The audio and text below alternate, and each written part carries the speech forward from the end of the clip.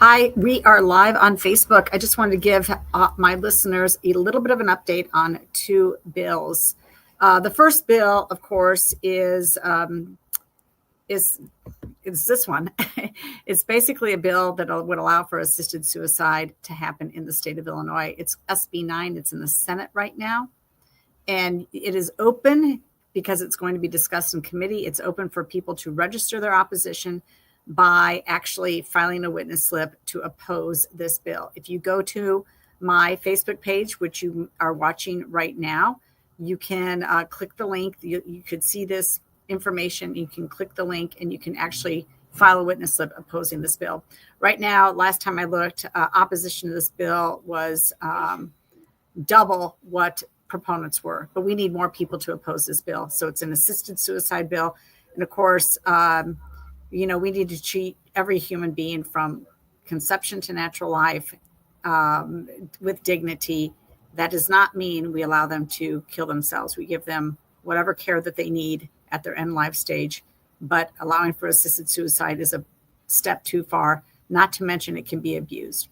So just wanted to give you information on that one. But the other reason I wanted to come on, and the reason that you've probably maybe clicked on at this point, was to talk about this bill.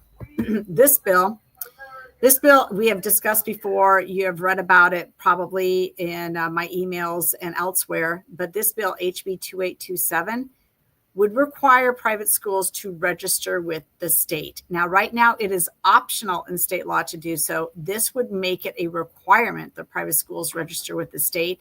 It includes reporting the students' names, their contact information, their health status, vaccinations, information about attendance, information about how long of a school term does the private school have, and other information as well. In fact, it's just beyond the pale that they would do this, especially considering that private schools are not the problem with education in the state, and neither are homeschools. This is the same bill that overtly regulates homeschools, which right now for years Illinois has had a very light touch on homeschooling in the state. But this bill is a monster. HB 2827 should never see the light of day.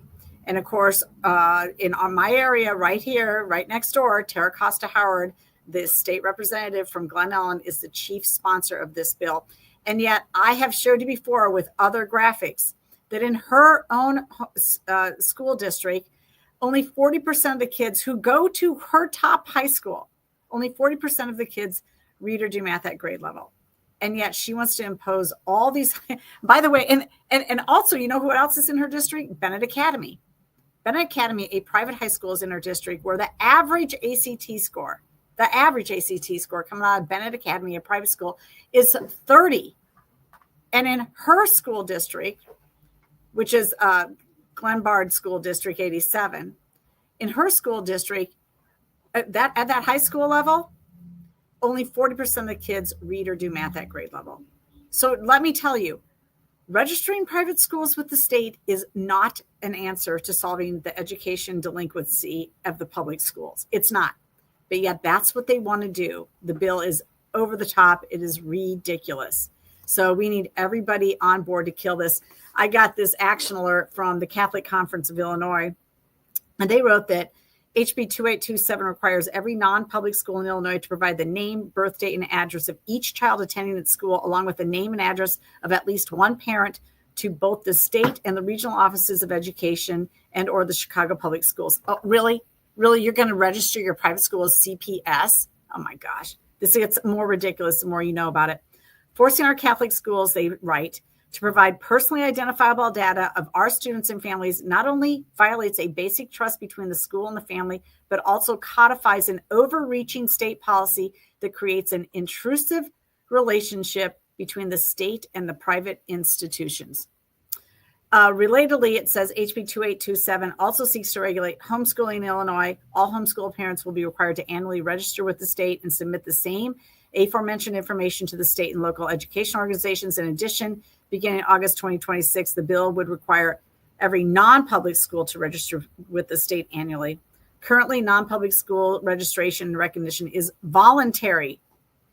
So yes, of course, we need to all oppose this bill. And you need to send a message to your legislator right now that this bill needs needs to die. It just needs to go away. It to my knowledge, is not currently active in committee, which means you cannot actually oppose it by placing a witness slip into the system opposing it.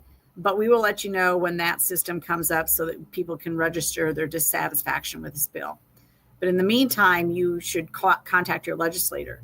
So this includes private schools. So private school parents, just like we saw the overreach by the union during COVID, where they wanted private schools to have to comply with all state laws regarding whether or not you could have in-person learning or not. And private school parents went up in arms and they killed that bill. We need the private schools to also be up in arms and kill this bill. And you do that by contacting your legislator and telling them that you do not approve of this. So there you go. Now, the next thing I wanted to talk about is a new economic forecast and revenue estimate came up in COGFA. COGFA is the Commission on Government Forecasting and Accountability. It's a bipartisan commission. It's overseen in the Senate and the House of Representatives. They have 5 members each, plus each Democrats and Republicans have a co-chair. Yes, they do have a co-chair. In the Senate, there's a Democrat co-chair, and in the House of Representatives is a Republican co-chair. And then underneath that, they have an additional membership. So the reason I bring that up is that the legislators know what the updated forecast and revenue estimate is. They have this information. You should have this information. Unfortunately, they don't seem to make decisions based on this information, which is why I'm bringing it up to you so you can help influence them.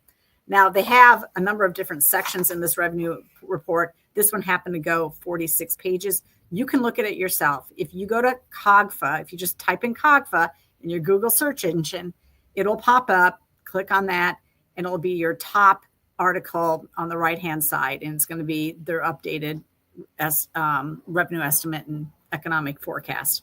So I pulled out a couple of the pages, though, that I thought were important to highlight. So one page was the real GDP in Illinois. And they have a chart, of course, and then they have a bunch of bullet comments. And instead of pushing all these up into my Facebook feed here, I'm just going to read them to you. But you can go to COG for yourself and look at them. But it says, under real GDP in Illinois, Illinois has consistently grown at a slower rate than the U.S. as a whole. So Governor Pritzker needs to stop grandstanding on his great economic plans. Since 1998, the U.S. has averaged real GDP growth of 2.4% per year, while Illinois has averaged growth of 1.4% a year. That's since 1998. If that's year over year over year, and we're consistently 1% lower than the U.S. average, that's a problem, folks. That's a problem. Another bullet comment on that slide. In February, S&P Global forecasted real GDP growth for Illinois at 1.8% for 2025 and 1.7% for 2026. That is lower than the U.S. averages in both cases, of course. On manufacturing purchasing managers index. Purchasing managers index is an index that basically shows you how well the manufacturers are doing, whether or not they are expected to have growth or not. A value of 50 or more indicates expansion. A value below 50 indicates contraction. And the Chicago area manufacturing PMI, it rose to 45.5 in February, signaling improvement from recent lows, but it still remains in contraction territory, which means that our manufacturing sector in the Chicago area is not growing at this point. On Illinois employment, the household survey indicates that Illinois has yet to recover all pandemic-related job losses, whereas the U.S. surpassed this level by the end of 2022. That means we are over 2 years behind of job recovery compared to the rest of the United States. Okay. Employment gains in the United States in 2024 employment gains in Illinois in 2024 were driven primarily by growth in, number one, government, number two, education and health services, which is also government. Don't kid yourself. I mean, why are they up in the arms about maybe cutting some Medicaid expenses? Why are the hospitals a little bit concerned? Well, because all that's funded by government. It's still healthcare, but a lot of healthcare is funded by government. Same thing with education. So those are their gains: government, health, and education. Meanwhile, the professional and business services sector has seen a notable decline in employment. Not good, folks. That's for Illinois. As to the unemployment rate, in January, the U.S. unemployment rate remained historically low at 4%, while Illinois reported a higher rate of 5.2% in December. Illinois' unemployment rate increased by 0.5% in 2024, outpacing the national rise. So we're terrible for unemployment. But Pritzker wants to, tell you sweet nothings. Population, this is interesting. This is an Illinois forecast scenario sheet. And it is a forecast in a number of different areas, from real gross state production to total employment to everything. One of the categories is population. And their forecast for 2026, for 2025, their forecast is a decline of 0.2%. Their forecast for 2026 is a decline of 0.4% in population. So our own people, COGFA, is projecting that we are going to continue to lose population in 2025 and in 2026. Okay, looking at FY 2025 general funds performance through February. How are we doing based on the estimates and everything? Well, it does say that through 2/3 of the fiscal year, FY 2025 total receipts are slightly below last year's pace by 0.5%. However, after removing one-time revenue from the equation, base receipts are up $663 million. Okay, well, that's good. Personal income tax receipts have grown 7.2% or over $1.2 billion. And that's actually just over $1 billion on a net basis. Corporate income tax receipts are approximately 14.8% behind last year's pace, or down $419 million on a net basis. Sales tax receipt growth has been slower than expected so far in FY 2025. Through February, these receipts are down $47 million or 0.6%.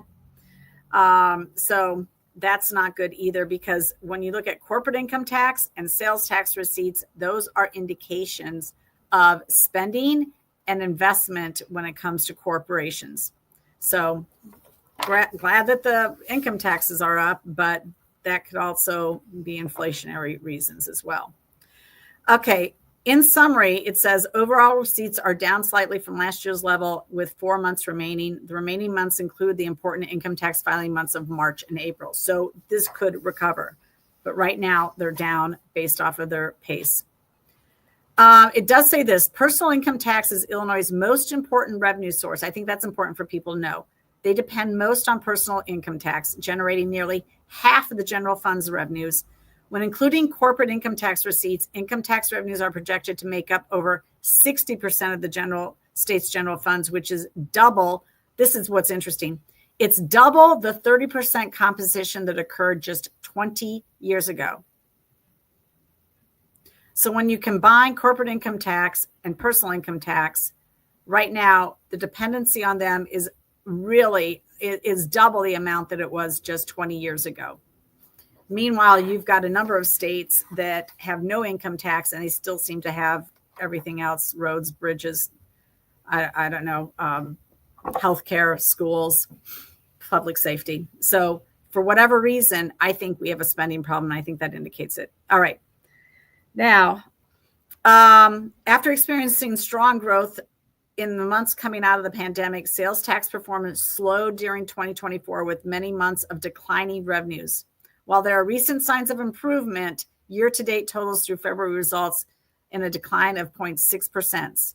And they list a number of reasons, but they do say this: weaker sales tax performance is important to watch, as this could lead to reduced corporate profits and job cuts, thereby negatively affecting tax receipts from the state's largest revenue sources, the sales tax, personal income tax, and corporate income tax.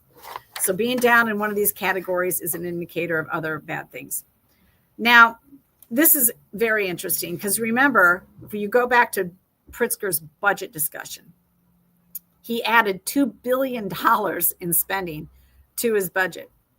And he said at the same time that, hey, we're fine. I'm presenting you a balanced budget. But many of us were very skeptical of that because just a couple weeks prior to that budget, we had heard that we had a $3 billion projected deficit. How did he make up $3 billion? Nobody knows. It still hasn't really been ferreted out. But the truth is that he's probably going to have to raise taxes if he keeps his spending level at $55.3 billion, which is what he estimated. And here's where it all is starting to collapse, because now we have the new FY 2026. I'm sorry. Here's something that he has to explain. He has to explain, where is he getting the money? Where did he come up with the projections? Because COGFA is reporting today that the FY 2026 general funds estimate, and they wrote this, the commission estimates that FY 2026 general fund revenues will total approximately $54.22 billion. This figure is $610 million above COGFA's revised FY 2024 forecast of $53.614 billion. When removing the approximate $65 million in non-base revenue sources in FY 2025 from the equation, base revenues are expected to have a slightly higher gain of $675 million in FY 2026. However, Pritzker's budget is $55.3 billion, and they're only expecting now $54.2 billion. While it is higher than last year's, it's not high enough to meet his budget demands. And in fact, it shows that he would be $1 billion short. Specifically, the Government Office of Management and Budget projects FY 2026 general revenues of $55.43 billion. The COGFA estimate, though, is $54.224 billion, and that's $1.229 billion lower than the governor's estimate. So you have a disconnect here, and we'd like to know some answers on that. So overall, I mean, that's just kind of the status, an updated status on the budget figures. There's a lot more to be found out about. There'll be additional estimates going forward. I think they do these quarterly. But, you know, when you hear Pritzker spinning a lot of sunshine out there, you should know that the numbers are not matching other people's revenue estimates. You should be very suspect of it all. Okay, that was just a little bit of a short update. Again, want to alert you that you can file a witness slip against SB 9, which is assisted suicide, and that everybody needs to call their legislator and try to kill HB 2827. That bill is detrimental. It requires private schools to register in onerous ways, and it way over-regulates homeschools. They are not the problem in education. Again, your union-backed public schools are, and that's the statistics actually show that. Thanks a lot for joining me on this Facebook Live.